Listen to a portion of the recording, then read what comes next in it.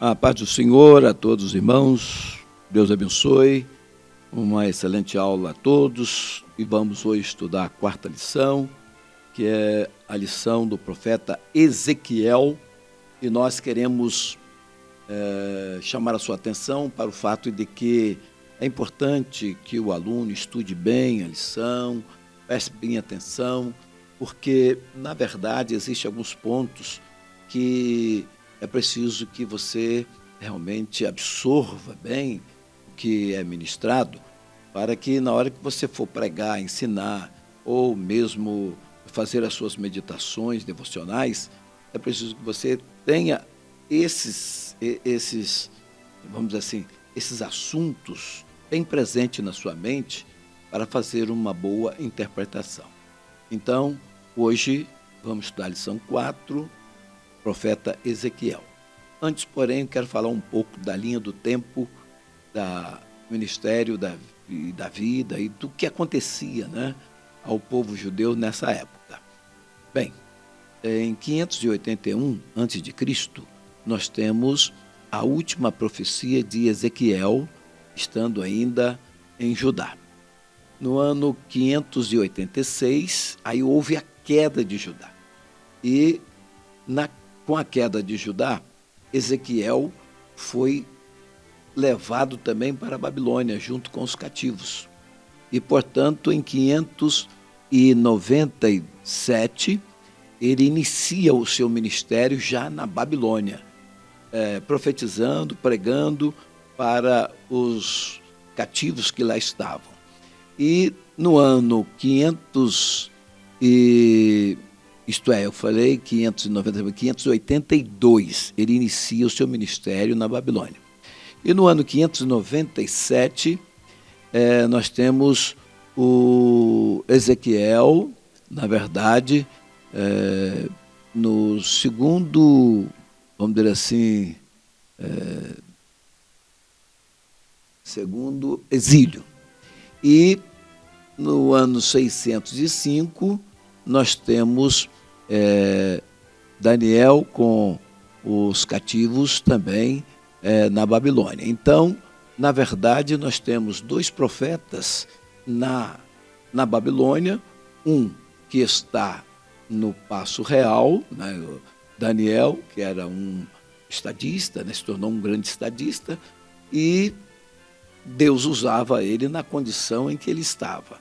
E Ezequiel estava no meio dos cativos e profetizava para eles. E Jeremias, por sua vez, continuava lá em Judá, pregando para aqueles que ainda estavam, que não foram levados para o cativeiro e permaneciam lá em Judá. Então, amados, nós vamos prosseguir com o nosso assunto, porém antes vamos orar ao Senhor, para que o Senhor nos dê graça e nos dê sabedoria. Maravilhoso Deus, Pai Celestial, nós estamos, Pai, na Tua presença, pelos méritos do sangue do Teu Filho Jesus. Pedimos, Pai, que o Senhor nos dê sabedoria, nos dê graça, nos dê inspiração, unção, Senhor, para falarmos, ó Deus, da Tua palavra. Abençoa, Senhor, os alunos que estarão estudando, ouvindo, assistindo esta aula. Que a Tua mão seja sobre todos, dando a inteligência espiritual, ó Deus, e o entendimento correto da Tua santa e inerrante palavra. Ajuda-nos, ó Deus, a prosseguir com a Tua obra, com o Teu reino, e usa, Pai, os Teus filhos para a glória do Teu nome e engrandecimento do Teu reino. Oramos pedindo esta bênção no nome santo de Jesus, nosso Senhor. Amém. Portanto, meus amados, vamos então para a introdução da nossa lição. O contexto histórico do livro de Ezequiel é a Babilônia, durante os primeiros anos do exílio babilônico, que foi de 593 a 571 aproximadamente antes de Cristo. Nabucodonosor levou cativos os judeus de Jerusalém para a Babilônia em 3 etapas. No ano 605, jovens judeus escolhidos foram deportados para a Babilônia, entre eles Daniel e os seus 3 amigos. Foram na primeira leva de cativos, que foi a família mais nobre, né? Depois, no ano 597, foram levados 10.000 cativos, né, para a Babilônia, estando o profeta Ezequiel entre eles. E na terceira leva foi no ano 586, as forças de Nabucodonosor destruíram totalmente a cidade e o templo, e a maioria dos sobreviventes foram transportados para a Babilônia. O ministério profético de Ezequiel ocorreu durante a hora mais tenebrosa da história do Antigo Testamento. Os 7 anos que precederam a destruição em 586 a.C., que foi de 593 até 586, os 15 anos seguintes, que foi de 586 a 571, né, antes de Cristo, o livro provavelmente completou-se cerca de 570 a.C. Ezequiel, cujo nome significa Deus fortalece, era de família sacerdotal, né, conforme Ezequiel 1 e 3, ele passou os primeiros 25 anos de sua vida em Jerusalém, naturalmente se preparando para o ofício sacerdotal no templo, quando foi levado cativo para a Babilônia, em 597 a.C.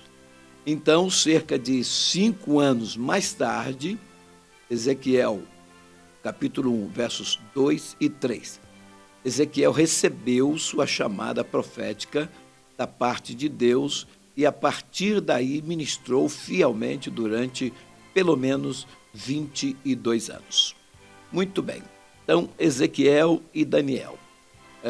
Daniel fazia 9 anos que estava na Babilônia quando Ezequiel chegou e já havia alcançado grande fama, conforme podemos inferir de Ezequiel 14, versos 14 a 20. Daniel no palácio e Ezequiel no campo.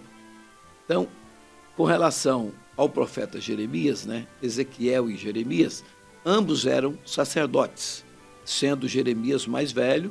Ezequiel pode ter sido seu discípulo. Ezequiel pregava entre os exilados o mesmo que Jeremias anunciava em Jerusalém, o castigo de Judá. Agora, Ezequiel e João, algumas das visões de Ezequiel parecem estender-se ao livro do Apocalipse. Aí nós temos, por exemplo, a questão dos querubins no primeiro capítulo, que também tem uma relação com o Apocalipse capítulo 4, Gog e Magog, Ezequiel 38, tem uma relação com o Apocalipse capítulo 20, a ordem de comer o livro, né? Ezequiel capítulo 3, nós temos lá com João no Apocalipse no capítulo 10. A Nova Jerusalém, Ezequiel 40, né, a 48, fala sobre a Nova Jerusalém, e Apocalipse capítulo 21 também relata o mesmo assunto.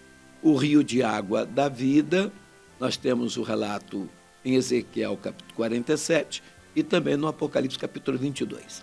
Então, saberão que eu sou o Senhor.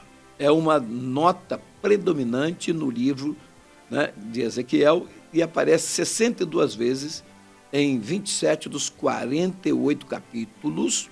A missão de Ezequiel parece ter sido explicar e justificar a ação divina em causar, né, ou permitir o cativeiro de Israel, que foi devido às indizíveis abominações de que esse povo se fez culpado. As mesmas abominações que levaram outros povos a serem riscados do mapa. Quanto, porém, a Israel, foi uma punição, mas jamais uma destruição. Por esse castigo chegaria a saber que o Senhor é Deus. Essa é a grande questão. O que aconteceu de fato, né, porque o cativeiro babilônico curou os judeus, os israelitas, da idolatria.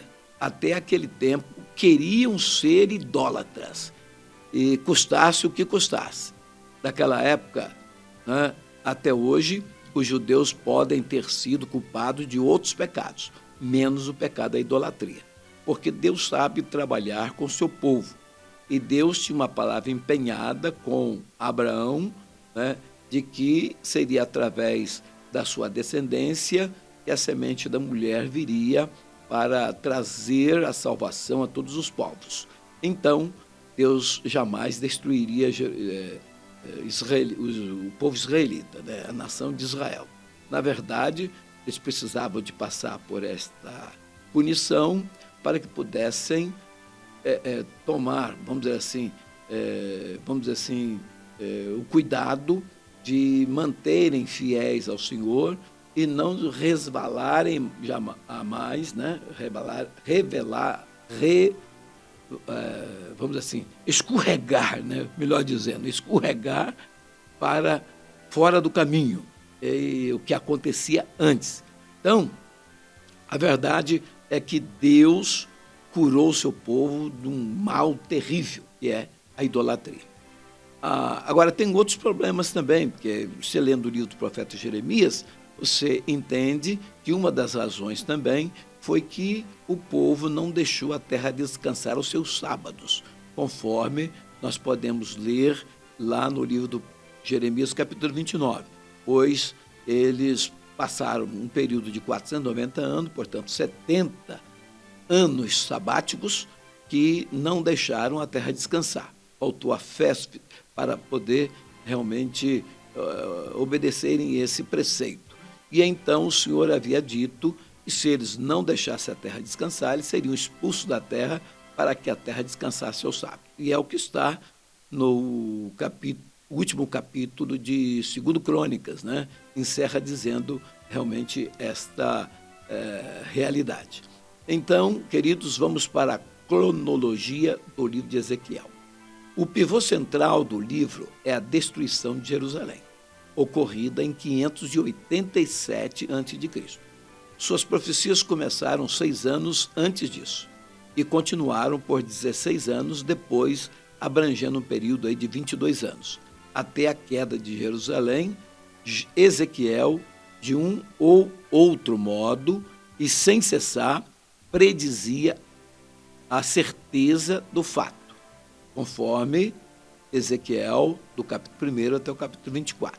Depois, suas profecias trataram vamos dizer assim, da derrocada, né, das nações pagãs vizinhas, o que está lá no capítulo 25 até o capítulo 32 de Ezequiel.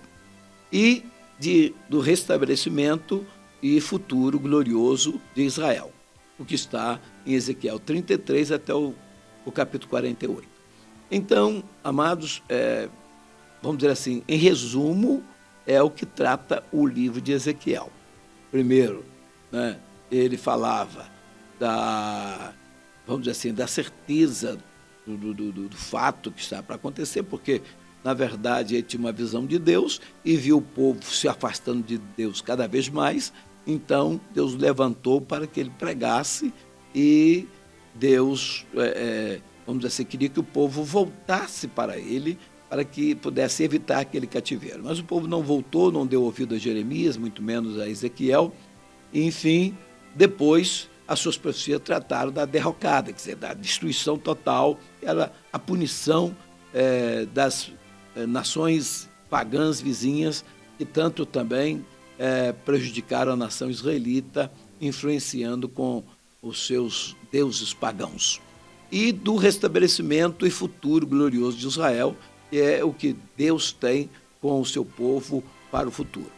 Suas visões, com pequenas exceções, apresentam-se em sequência cronológica.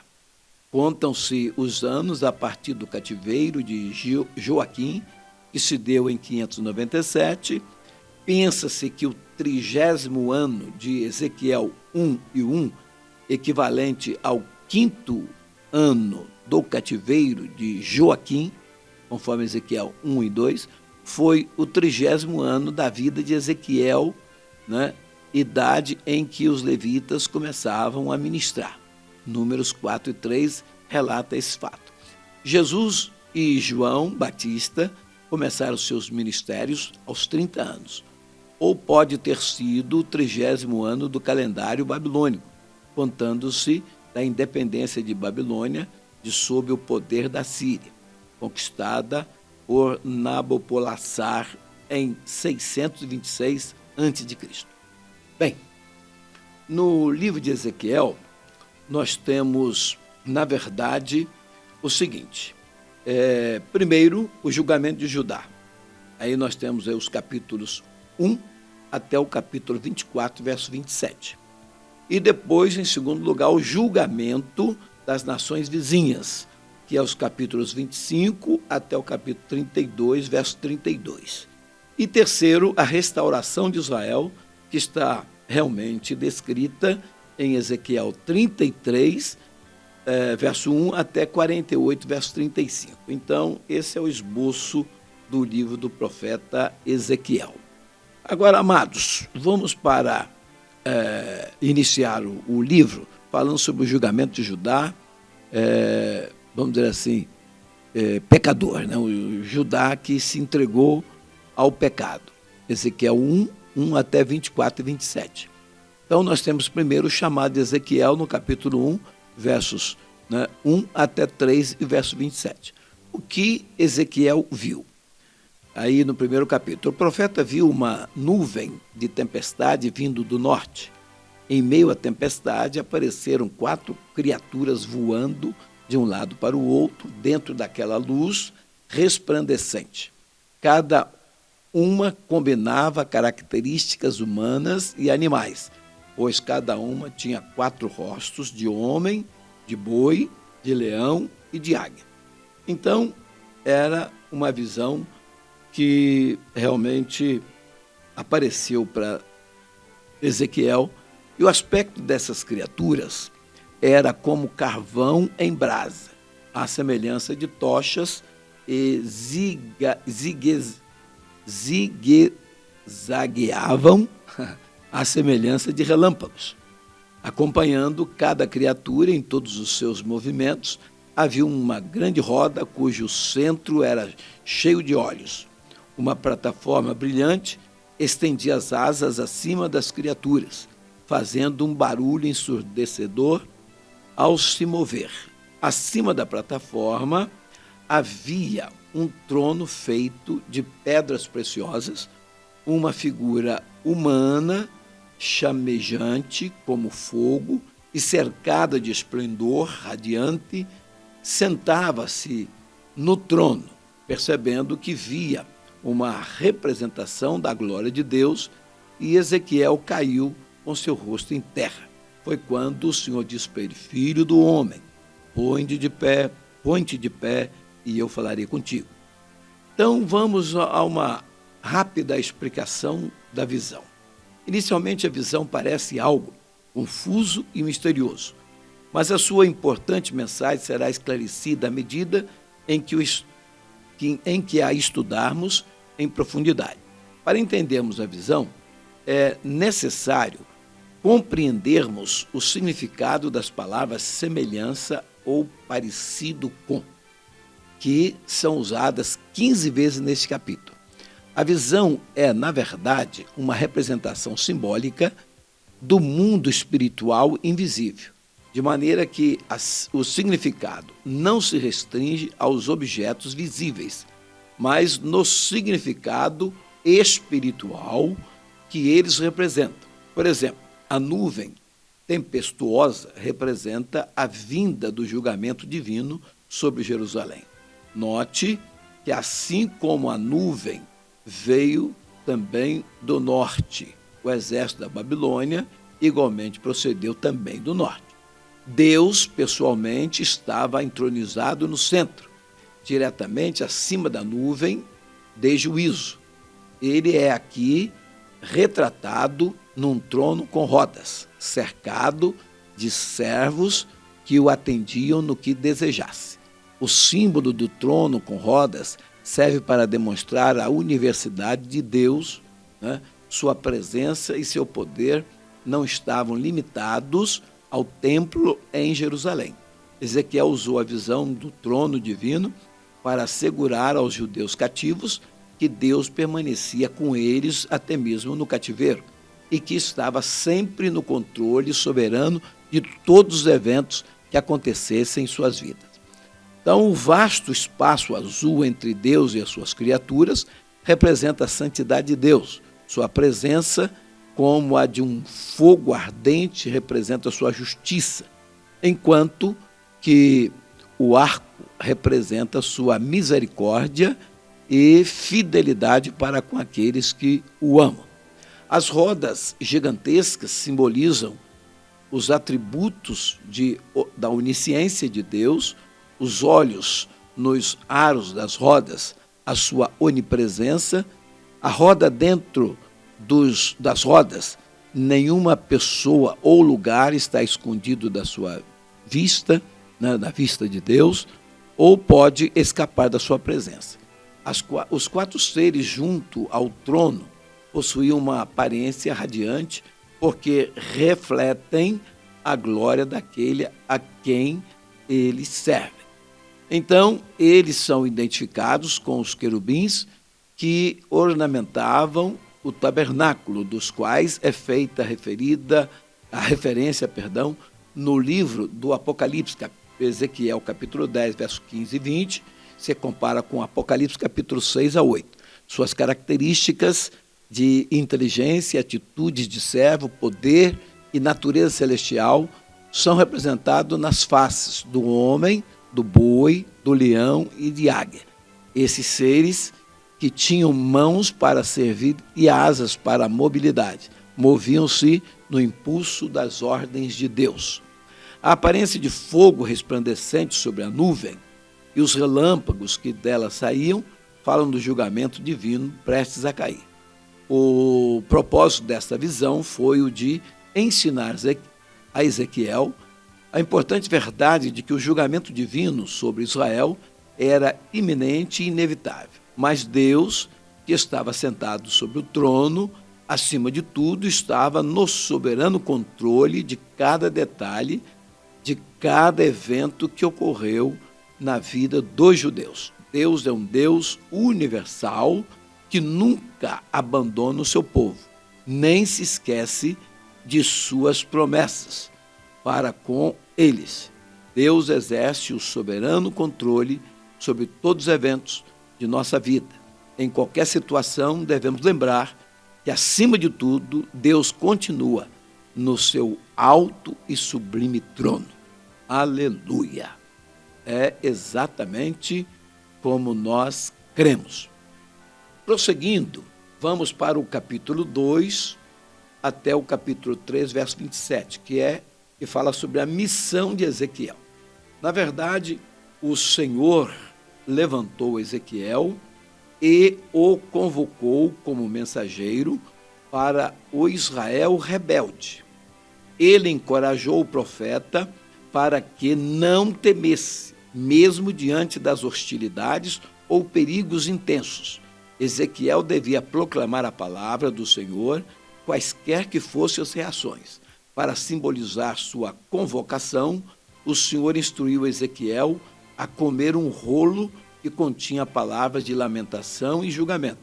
Ele prometeu dar a Ezequiel a determinação, a perseverança, a firmeza de que ele precisaria para enfrentar seus ouvintes obstinados.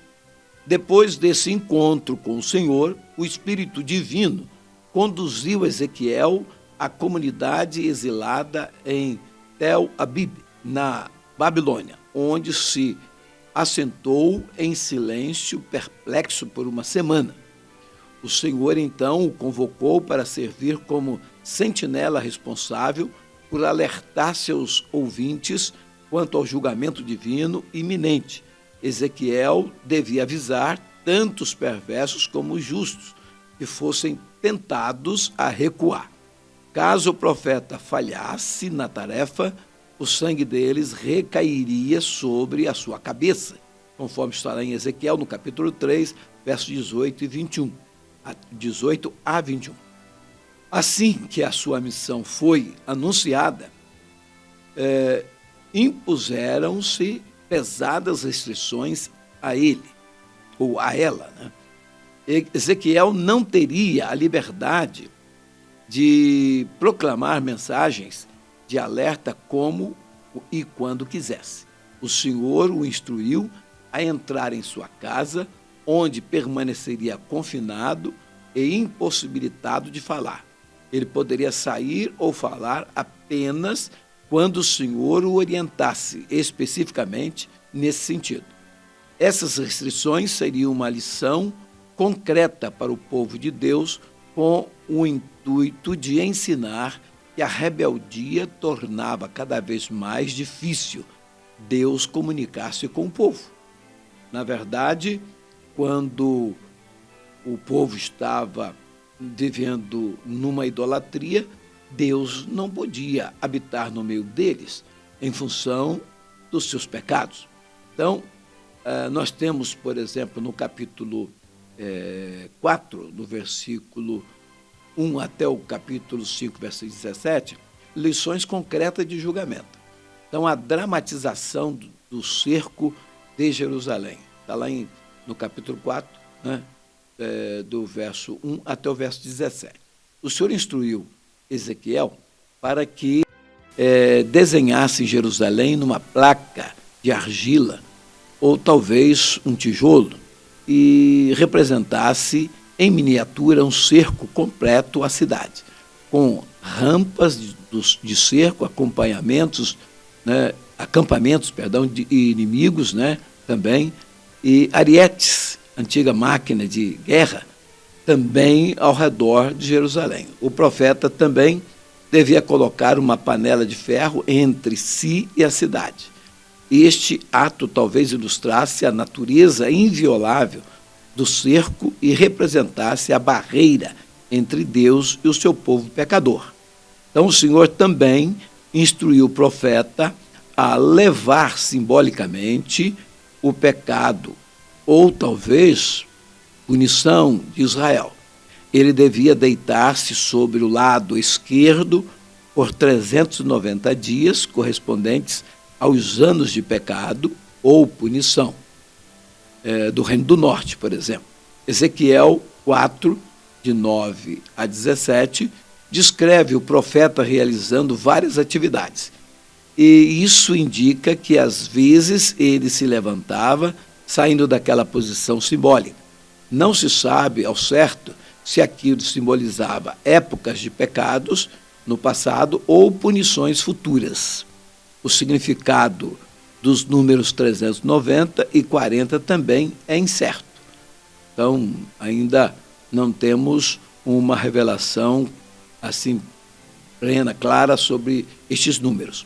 Por ordens do Senhor, Ezequiel fez pães com vários grãos e os guardou num jarro durante o período de 390 dias. Ezequiel, capítulo 4, verso 5. E 9 também até o verso 12.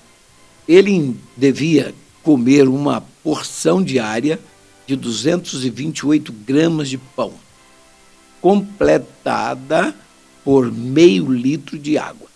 Essa dieta restrita simbolizaria o racionamento de comida que seria necessário durante o cerco iminente de Jerusalém.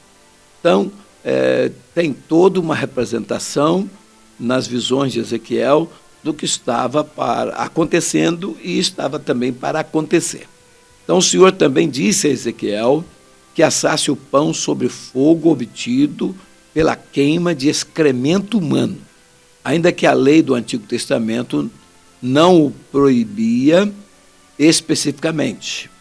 Está lá em Deuteronômio 23, de 12 a 14.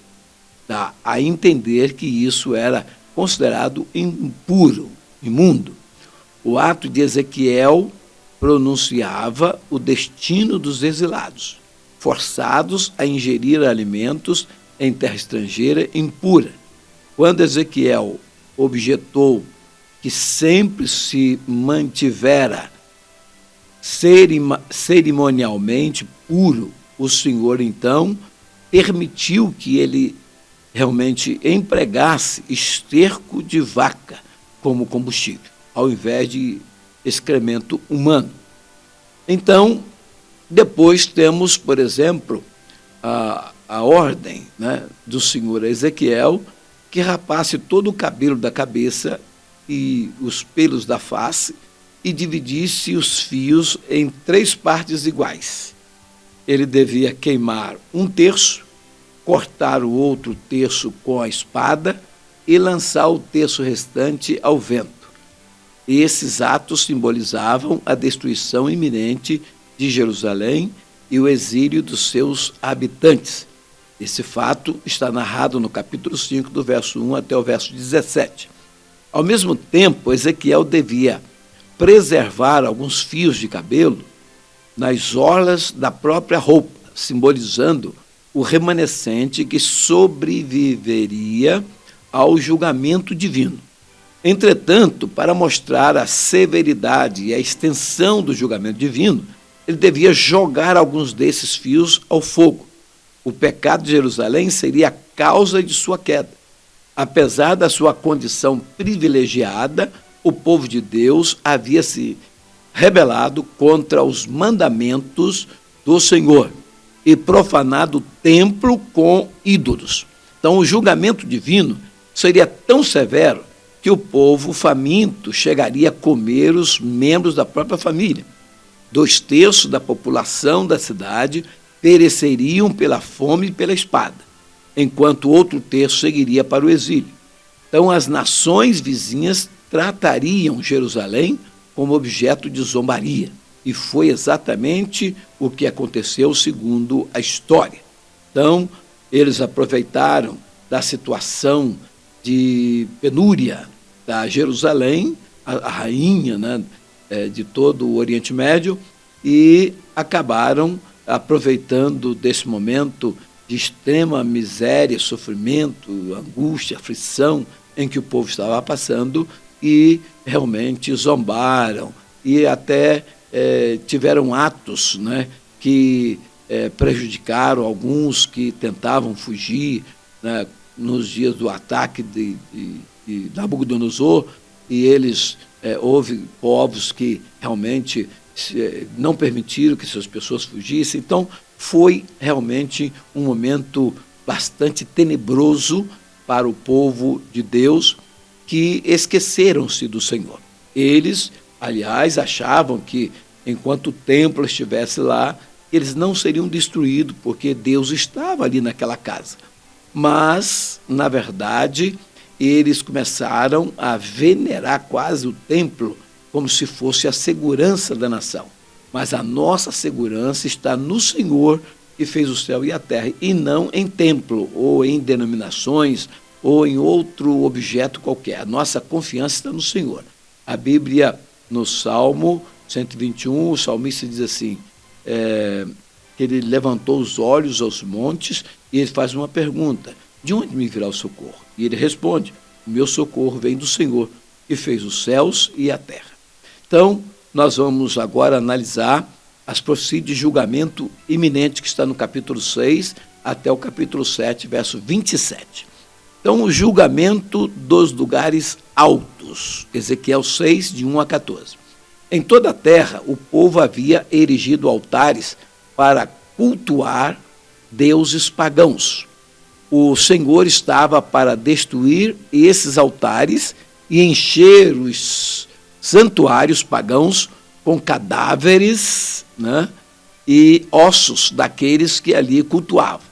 De norte a sul, a terra seria devastada. Entretanto, o Senhor preservaria um remanescente e o espalharia entre as nações.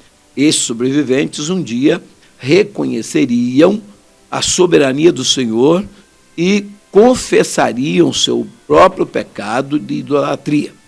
Então, esse terrível dia estava para começar.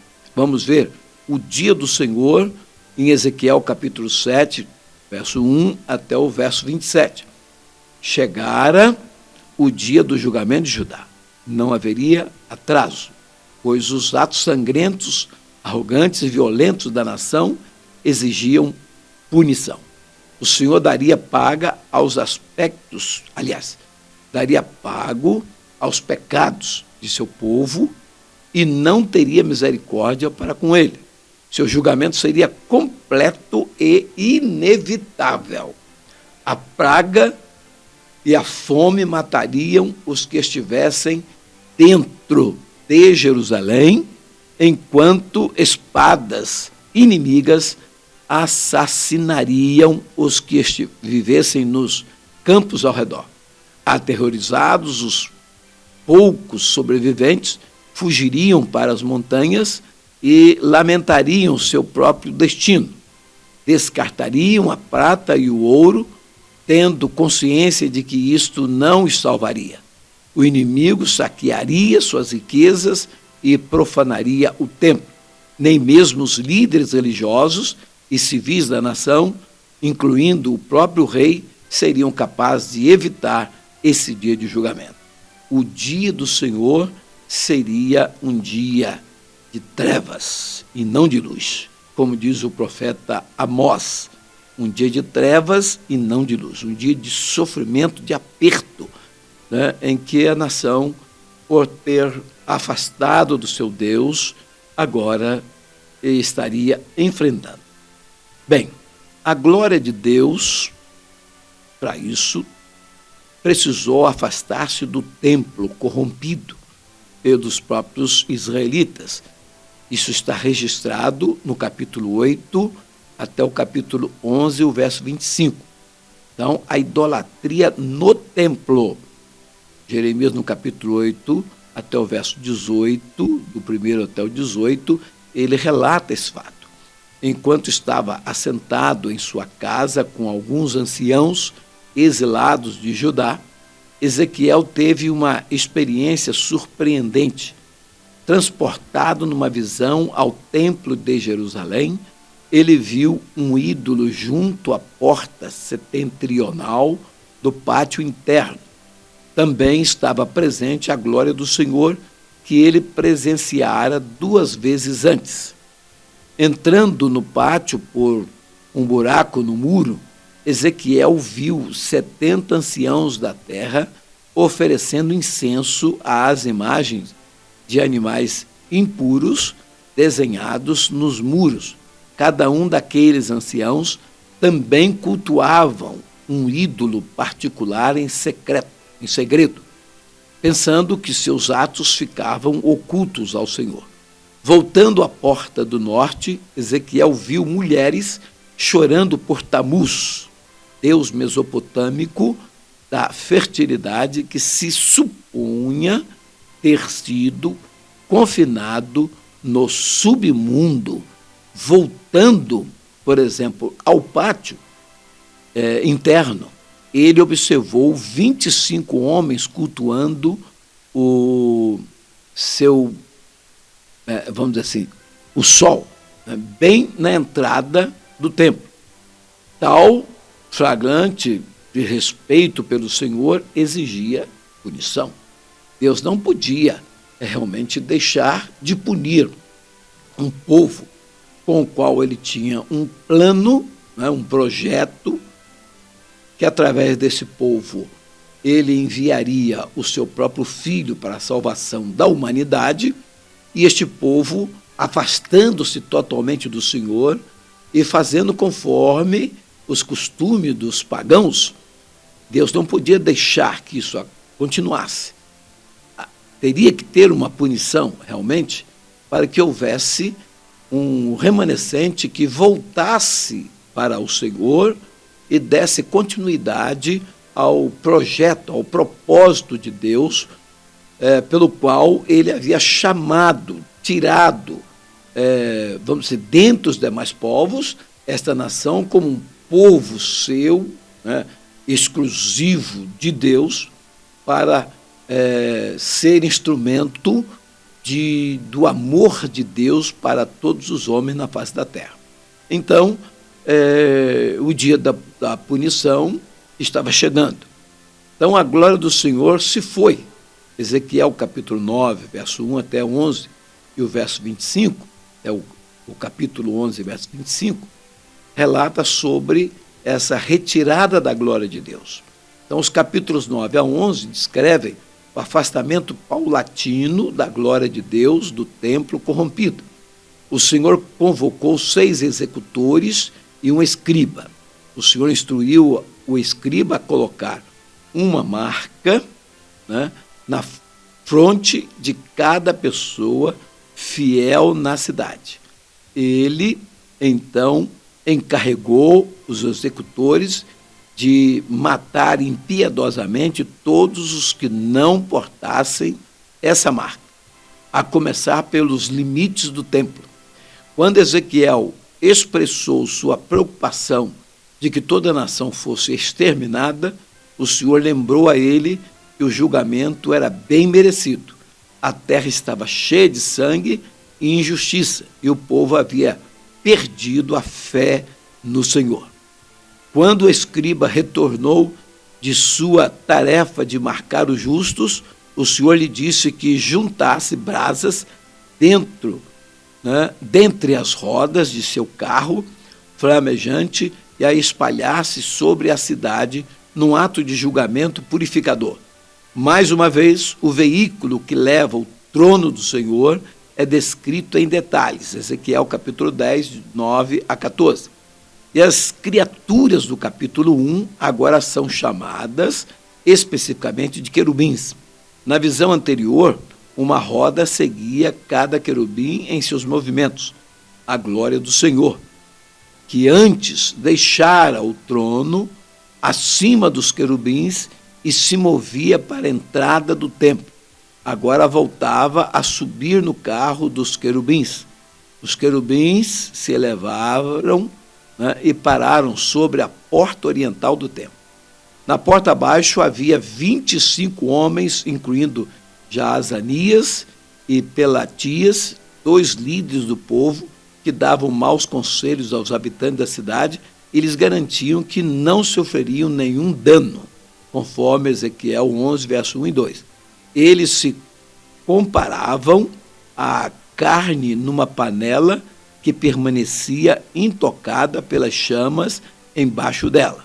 O Senhor disse a Ezequiel que profetizasse contra eles.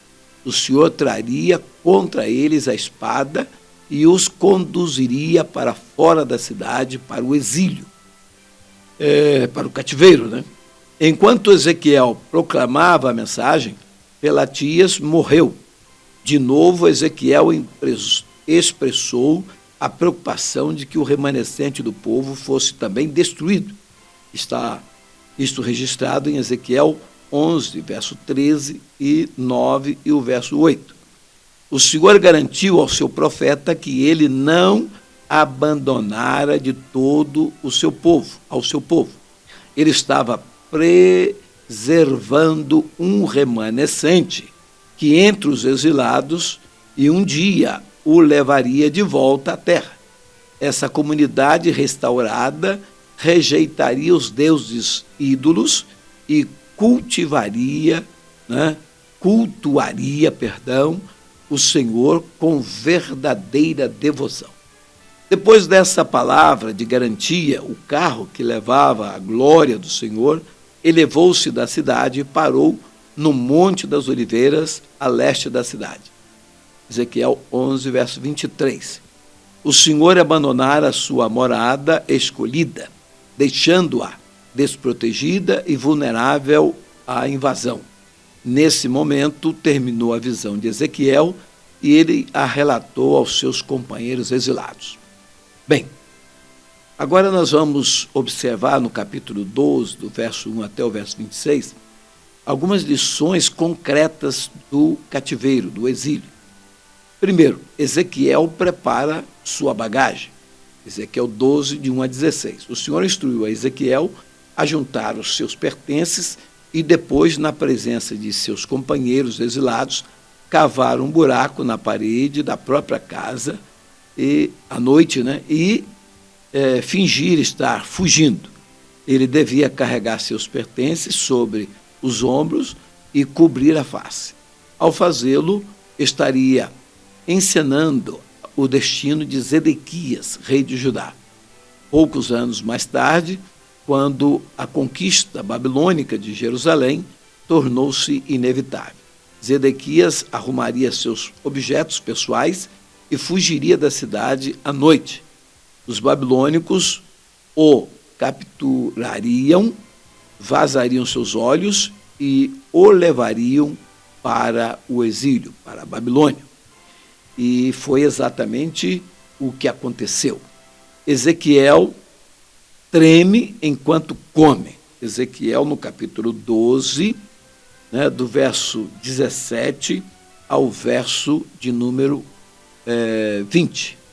Então, a seguir, o Senhor instruiu a Ezequiel a tremer violentamente enquanto comia e bebia. Fazendo isso, estava representando o destino dos habitantes de Judá e Jerusalém, quando os babilônicos devastassem a cidade.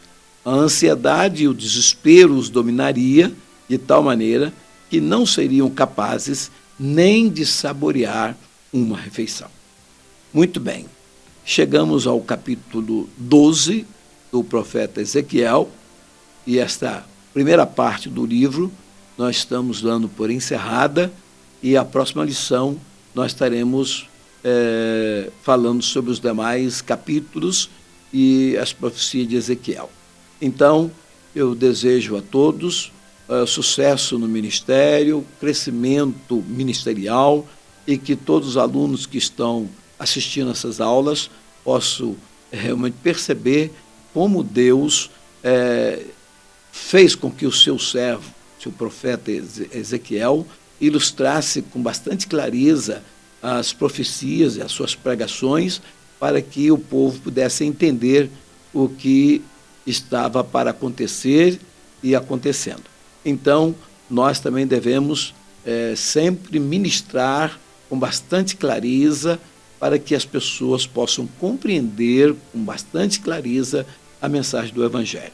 Podemos ilustrar, podemos contar sempre uma ilustração, para que possamos jogar luz nas palavras que proferimos, para que eles possam absorver a verdade sem reserva da palavra do Senhor. É o que nós realmente desejamos a todos vocês, que sejam ministros da verdade do Evangelho. Que Deus abençoe a todos, no nome de Jesus, e até a próxima aula, se Deus quiser.